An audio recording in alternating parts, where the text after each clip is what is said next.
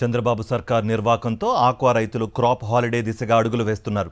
ఓవైపు రొయ్యల ధరలు పతనమవుతుండగా మరోవైపు భారీగా పెంచిన మేత ధరలు రొయ్యల సాగుకు పెనుభారంగా మారాయి.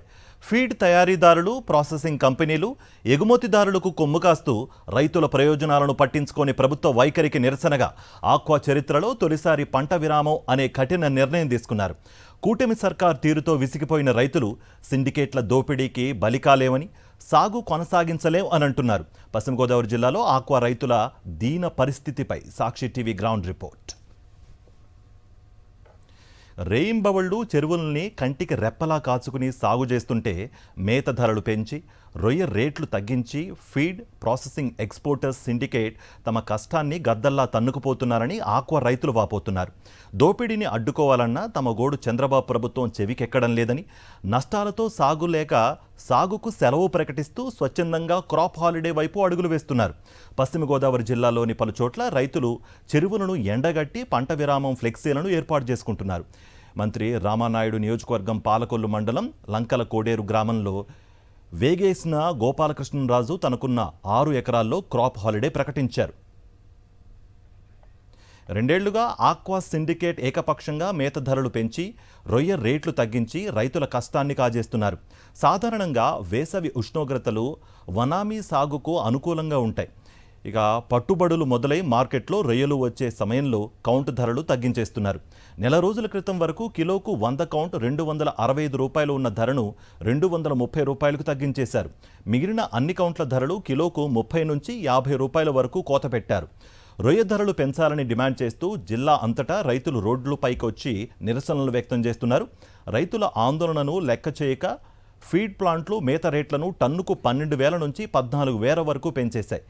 ఎకరాకు 2.5 టన్నుల మేత వినియోగిస్తే ధరల పెంపుతో రైతులపై ₹35,000 వరకు అదనపు భారం పడుతోంది. టన్ను 100 కౌంట్ రొయ్యల ఉత్పత్తికి 2.5 లక్షలకు పైగా ఖర్చయితే కేవలం 2,30,000 లోపే రైతుకు చేతికందుతోంది. ఈ మేరకు టన్ను రొయ్యల ఉత్పత్తికి రైతులు 30,000 నష్టపోతున్నారు.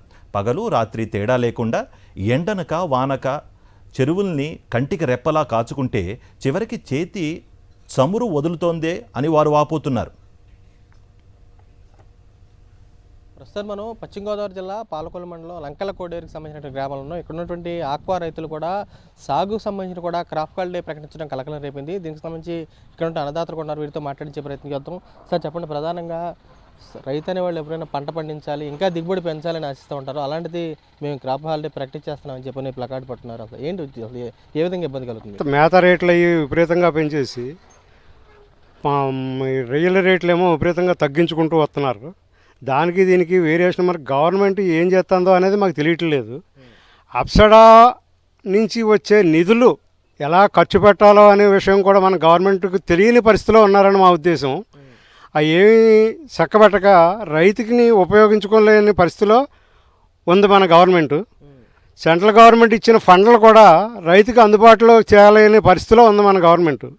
దానివల్ల ఈ మేతల రేట్లు అవి పెరిగిపోయి ఈ రొయ్యల రేట్లు తగ్గించేస్తూ ఉంటే ఇప్పుడుండి మేము పెట్టుబడి పెట్టి మేము చేస్తే మాకు ఖర్చే తప్పించి మిగులుదల లేకుండా ఖర్చే తప్పించి మేము తిరిగి పాలేదానం చేయడం తప్పించి మాకేం భుక్తికి కూడా ₹1 కూడా దక్కే పరిస్థితిలో లేదు. ప్రస్తుతం ఉన్న పరిస్థితిలో క్రాప్ హాలిడే చేద్దామని కోరికలో ఉన్నాం. గవర్నమెంట్ నుంచి కానీ ఈ 2 సంవత్సరాల్లో ఇచ్చినటువంటి సహకారం ఎలా ఉంది మీకు? ప్రభుత్వం నుంచి కానీ అసలు ₹1 పవర్ సబ్సిడీ అన్నారు, ఎన్నికల్లో ఇచ్చినటువంటి హామీలు అన్నారు, ఎలా ఉంది పరిస్థితి సహకారం? ఏదో కరెంటు అప్పుడు నాకు ఇంతకు ముందు వచ్చింది, ఇప్పుడు వస్తుంది అనుకోండి గవర్నమెంట్ నుంచి వచ్చే సబ్సిడీ.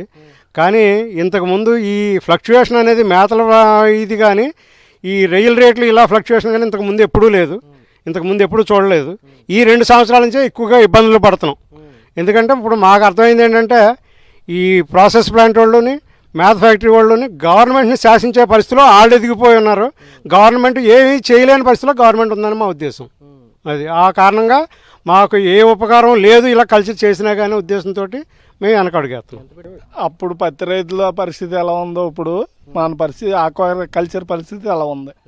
పత్తి రైతులు ఆత్మహత్య చేసుకున్నట్టు ఆక్వా కల్చర్ చేసి ప్రతి రైతు ఆత్మహత్య చేసుకోవాల్సిందే. ఇలా జరుగుతుంది ప్రజెంట్. రేట్లు అన్నది మరీ దారుణం.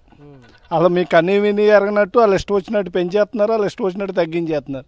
వాళ్ళ అవసరాన్ని బట్టి మమ్మల్ని ఇంటికి వెళ్తున్నారు. విదేశీ మారక ద్రవ్యాన్ని ఆర్జించే పంట కూడా డాలర్ల పంటకు సంబంధించి కూడా డేలా పడింది. ఇక్కడ ఉన్నటువంటి చెరువులు కూడా పూర్తి స్థాయిలో క్రాప్ హాలిడే ప్రకటించడంతో కూడా పూర్తిగా చెరువులన్నీ ఖాళీగా కనిపిస్తున్న పరిస్థితి కూడా కనబడుతుంది. రేడియేటర్లు కానీ కానీ మొత్తం అంతా సామాగ్రి అంతా గట్లపై పెట్టేసి పూర్తి స్థాయిలో కూడా సాగు విరామం ప్రకటించే పరిస్థితి కూడా కనబడుతుంది. చూస్తే కనుక రాష్ట్ర చరిత్రలోనే ఎప్పుడూ లేని విధంగా కూడా ఉభయ గోదావరి జిల్లాలకు సంబంధించి కూడా పశ్చిమ గోదావరి జిల్లాలోనే పంట విరామం ప్రకటించారు. అది చూస్తే కనుక పెట్టిన పెట్టుబడి కూడా కనీసం రావట్లేదు.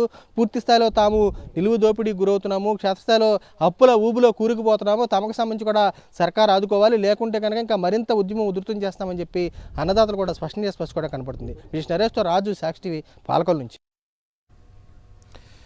ఉమ్మడి పశ్చిమ గోదావరి జిల్లాలోని 2,63,000 ఎకరాల ఆక్వా చెరువులకు 60% విస్తీర్ణంలో రొయ్యల సాగు అవుతున్నాయి. ఏటా దాదాపు 3 లక్షల టన్నుల రొయ్యల ఉత్పత్తితో జిల్లా రాష్ట్రంలోనే మొదటి స్థానంలో ఉంది. కానీ రొయ్యను పండించే రైతుల పరిస్థితి మరింత దయనీయంగా మారింది. మేత ధరలు తగ్గించాలని తాము రోడ్లెక్కి ఆందోళనలు చేస్తుంటే రైతు ప్రతినిధుల ముసుగులో టీడీపీకి చెందిన కొందరు ధరల పెంపునకు అంగీకారం తెలపడాన్ని రైతులు తప్పుపడుతున్నారు. రూపాయి పెంపును సహించేదే లేదని స్పష్టం చేస్తున్నారు వారు. ముడిసరుకు ధరలు పెరిగాయని మేత ధరలు పెంచినప్పుడు, ముడిసరుకుల ధరలు తగ్గినప్పుడు మేత ధరలు ఎందుకు తగ్గించడం లేదని ప్రశ్నిస్తున్నారు. సిండికేట్ మొత్తం టీడీపీకి చెందిన వారే కావడంతో చంద్రబాబు ప్రభుత్వం కావాలనే తమ గోడు పట్టించుకోవడం లేదు అని అంటున్నారు. నష్టాలు సాగు చేయడం కంటే కొంతకాలం విరామం మేలన్న ఆలోచనలో ఉన్నారు ఆక్వా రైతులు. దళారీ వ్యవస్థ చాలా దారుణంగా వ్యవహారం చేస్తుంది. ఎందుకంటే రొయ్యలు కొనే దిక్కు లేని పొజిషన్. ఎందుకంటే 275 రూపాయలు ఉన్న 100 కౌంట్ రేటు ఈరోజు 230 రూపాయలకే కొనుగోలు చేసుకునే పొజిషన్కి రైతు ఉన్నాడు. ఈరోజు నిజంగా కూడా రొయ్యి అమ్మాలనే కూడా కొనే పొజిషన్లో కూడా లేరు. ఎందుకంటే మనం సరుకు అమ్ముదామని ఫోన్ చేస్తే మాకు సరుకు అక్కర్లేదు అని చెప్పి అంటున్నారు. మరి ఆ రోజు నిండు కరోనా టైంలో జగన్మోహన్ రెడ్డి గారు ఒక నిర్ణయం తీసుకుని ప్రతి రైతు దగ్గర నుంచి కూడా రొయ్యను కొనుగోలు చేస్తున్నారు. ఈరోజు అలాంటి సంక్షోభం లేకపోయినప్పటికీ కూడా రొయ్యను కొనే దిక్కు లేదు. ఏంటంటే ఈరోజు రాష్ట్ర ప్రభుత్వం మరి ఓ అప్సడా చట్టాన్ని ఆ రోజు జగన్మోహన్ రెడ్డి గారు తీసుకొచ్చారు. ఈ అప్సడా చట్టాన్ని కూడా ఈరోజు నీరుగార్చే విధంగా అప్సడా చట్టంలో ఇదివరకు చైర్మన్గా మరి ముఖ్యమంత్రి గారు, వైస్ చైర్మన్గా మరి ఇదివరకు రఘురామ్ గారు చేశారు. ఇప్పుడు ఆక్వా వైస్ చైర్మన్ ఎవరు అన్నది కూడా ఈ రైతు సోదరులకు తెలియదు. ఒక్కరోజు కూడా ఈ 2 సంవత్సరాల్లో అప్సడా చైర్మన్ గారు మీటింగ్ పెట్టి రైతులతో కలిసి ఒక సలహా తీసుకున్నది కూడా లేదు. టన్ను వనామీ రొయ్యల ఉత్పత్తికి 2,60,000, టన్ను టైగర్ రొయ్యల ఉత్పత్తికి 3,50,000, చేపలకైతే 1,10,000 వరకు పెట్టుబడి అవుతోంది. రొయ్యల మేత కోసం 1,50,000, చేపల మేతకైతే 75,000 వరకు రైతులు ఖర్చు చేస్తూ ఉంటారు. 2023లో రొయ్యల మేత ధర టన్ను 72,000 ఉండగా ప్రస్తుతం 1,10,000కు చేరింది. గడిచిన 5 నెలల్లో టన్నుకు 16,000 చొప్పున పెంచగా సీఎం సమక్షంలో జరిగిన సమావేశంలో 4,000 తగ్గించేందుకు అంగీకరించిన కంపెనీలు 24 గంటలు తిరగకుండానే టన్నుకు 2,000కు మించి తగ్గించే ప్రసక్తే లేదని ప్లేట్ పిరాయించాయి. రొయ్యల ధరలు పడిపోవడంతో ఇప్పటికే రైతులు అప్పుల ఊబిలో కూరుకుపోతున్నారు. పశ్చిమ గోదావరి జిల్లా భీమవరంలో ఆక్వా రైతుల సమావేశం నిర్వహించారు. కూటమి పాలనలో ఆక్వా రైతులు అనేక ఒడిదొడుకులు ఎదుర్కొంటున్నారని మండిపడ్డారు జిల్లా అధ్యక్షుడు ముదునూరి ప్రసాదరాజు. మోనోపోలీగా మారి ఆక్వా రైతులను దోచుకుంటున్న సిండికేట్లో ఉన్నవారందరూ ఉన్నారంటూ చంద్రబాబు సన్నిహితులేనని ఆగ్రహం వ్యక్తం చేస్తున్నారు. గత 40 ఏళ్లలో రోడ్లపై మేత కట్టలు పోసి తగలబెట్టిన పరిస్థితి లేదని గుర్తు చేస్తున్నారు ముదునూరి. ఆక్వా రైతులకు ఇచ్చిన ఏ ఒక్క హామీని చంద్రబాబు ప్రభుత్వం నెరవేర్చిన పాపాన పోలేదన్నారు ఎమ్మెల్సీ కౌరు శ్రీనివాస్. ప్రభుత్వం మెడ వంచే వరకు ఆక్వా రైతుల పక్షాన పోరాడతామని స్పష్టం చేశారు ఆయన. రైతుని ఇబ్బంది పడేటువంటి పరిస్థితి ఏర్పడుతూ ఉంది. ఒక పక్క ప్రభుత్వం ఏమవుతే ఈ ఫీడ్ యాజమాన్యాలు పెంచినటువంటి రేట్లు 4 రూపాయలు తగ్గించేయమని చెప్తా ఉన్నారు. కానీ తీరా చూస్తే 2 రూపాయలే తగ్గించి ఇన్వాయిస్ ఇచ్చి రైతును మోసం చేసేటువంటి పరిస్థితి చూస్తూ ఉన్నాం. జగన్మోహన్ రెడ్డి గారి నాయకత్వంలో రైతుల అందరం కూడా, చేపల రైతులు అందరూ కూడా ఈ ప్రభుత్వం మెడలు వంచడానికి కృషి చేయాలని మీ అందరి సహకారం కోరుతూ ఉన్నాం. ఆ ఫీడ్ని తయారు చేయడానికి ఉన్నటువంటి ముడిసరుకులన్నీ కూడా రేట్లు తగ్గినప్పటికి కూడా వీళ్ళు పెంచే పరిస్థితి ఉంది. దాన్ని మరి ప్రభుత్వం దృష్టికి తీసుకెళ్ళినా ఎక్కడా కూడా వాళ్ళకి చీమ కుట్టినట్టు కూడా లేదు.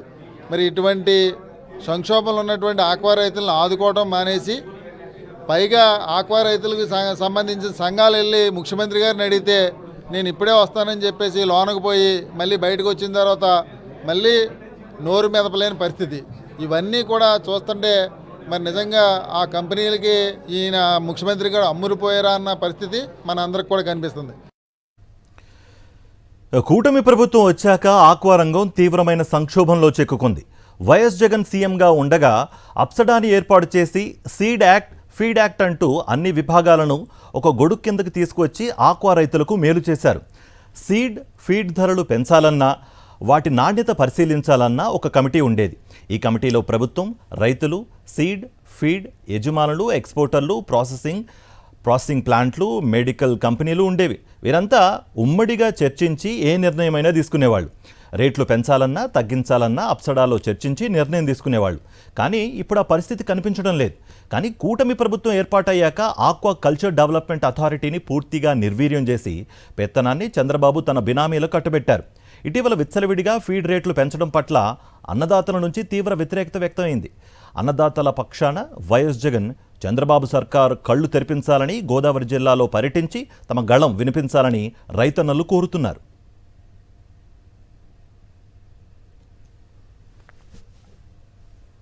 ఆక్వా హబ్గా పేరుగాంచినటువంటి పశ్చిమ గోదావరి జిల్లాలో రొయ్య రైతులు తీవ్ర సంక్షోభంలో కూరుకుపోయారు. దీనికి సంబంధించి మనతో మాట్లాడేందుకు వైఎస్ఆర్సీపీ నాయకులు ఉన్నారు. సార్ చెప్పండి, ఏ విధంగా చూస్తారు? మీకు సంబంధించి ఎలా ఉంది అసలు ఆక్వాకి సంబంధించి ప్రస్తుత పరిస్థితులు ఎలా ఉన్నాయి? ఆక్వా పరిస్థితి చాలా గడ్డుగాలను ఎదుర్కొంటున్నామండి. ఎందుకంటే ఎన్నడూ లేని విధంగా రాష్ట్ర ప్రభుత్వాలు సహకారం చేస్తాయని రైతు సంఘాలు, మరీ ముఖ్యంగా తెలుగుదేశంకి అనుకూలంగా ఉన్న, కూటమికి అనుకూలంగా ఉన్న రైతు సంఘాలు కూడా రోడ్లెక్కి ధర్నా చేయడం, వాళ్ళు కూడా మాకు ప్రత్యేకంగా చెప్పడం జరుగుతుంది. అరే బాబు, జగన్మోహన్ రెడ్డి గారి దృష్టి తీసుకెళ్తే కానీ ప్రభుత్వం కలవదు, మీరు ఆక్వా రైతుల తరపున రైతు సంఘాలు కూడా జగన్ గారిని కలవండి అని చెప్పి రైతులు కూడా, ఎవరైతే తెలుగుదేశానికి సపోర్టర్స్గా ఉన్న రైతులు, ఆక్వా రైతులు కూడా మాకు ఈ పరిస్థితి వస్తుంది అనుకోలేదు. గతంలో జగన్ గారు చాలా టాప్గా చేశారు, వీళ్ళు ఇంకా ఎక్కువ చేస్తారని మేము మోసపోయాం. మీరు జగన్ గారి దృష్టికి తీసుకెళ్ళి జగన్ గారు భీమవరం ప్రాంతం తీసుకొస్తే కానీ వీళ్ళు కళ్ళు తెరవరు, వీళ్ళు మన గురించి పట్టించుకోవట్లేదు. ఇంత దారుణంగా అధికార పార్టీ కూటమి ప్రభుత్వం ఎలా ఉంటుందని మేము కళ్ళలో కూడా ఊహించుకోలేదని చెప్పి రైతు సంఘాలు మాకు చెప్పడం జరిగింది.